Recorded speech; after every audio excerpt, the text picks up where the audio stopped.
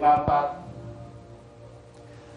Saudara, Mahkamah Konstitusi baru saja ini mengabulkan salah satu permohonan yang terkait syarat capres-cawapres.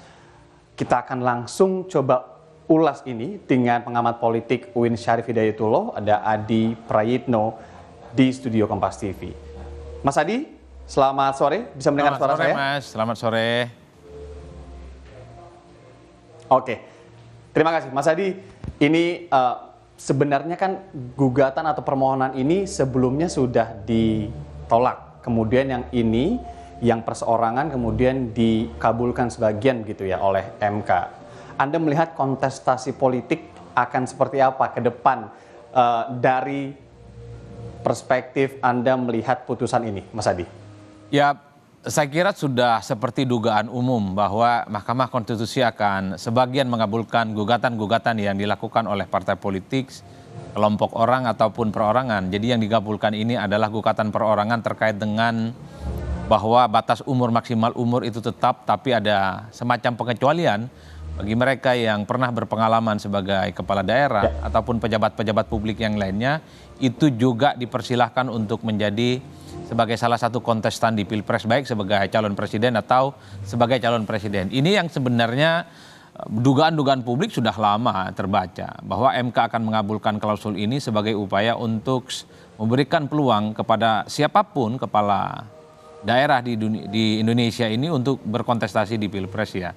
Tentu yang menjadi ramai kan seakan-akan ini dikaitkan dengan Wali Kota Solo Gibran Rakabuming Rakang yang memang sejak lama dikait-kaitkan soal kemungkinannya bisa maju di 2024. Tinggal kita tunggu sehari dua hari ini apakah kesempatan yang diberikan oleh putusan Mahkamah Konstitusi ini akan digunakan, akan dipakai oleh siapapun yang mendukung Gibran untuk maju di 2024 sebagai bentuk dukungan politiknya berkontestasi di Pilpres berpasangan dengan Prabowo Subianto. Kan itu arahnya, Mas.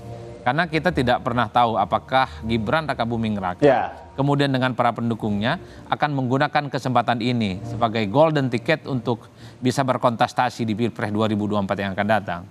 Tinggal itu yang paling banyak ditunggu. MK sudah mengabulkan. Betul, narasi sejauh ini ya. Narasi sejauh ini juga ke situ gitu ya Mas Adi. Narasinya ke situ. Memang meski secara substantif tidak pernah bisa kita bantah, ini sebenarnya berlaku umum. Jadi siapapun yang pernah jadi kepala daerah adalah mereka punya kesempatan untuk bisa maju dalam kontestasi di Pilpres. Tapi yang punya resource untuk bertanding di Pilpres 2024 yang akan datang dalam kurun waktu yang cukup sempit tentu hanyalah Mas Gibran Rakabuming Raka. Ini yang sebenarnya sehari dua hari ini pasti akan terjadi sesuatu yang menarik. Apakah kesempatan ini akan digunakan sebagai bagian dari Gibran untuk bisa maju ataupun tidak? Tentu saya tidak mau mendahului siapapun, tapi kesempatannya sudah terbuka, tiketnya sudah ada. Kita tinggal nunggu Mas, kesempatannya ini apakah akan segera ada deklarasi terbuka untuk maju itu.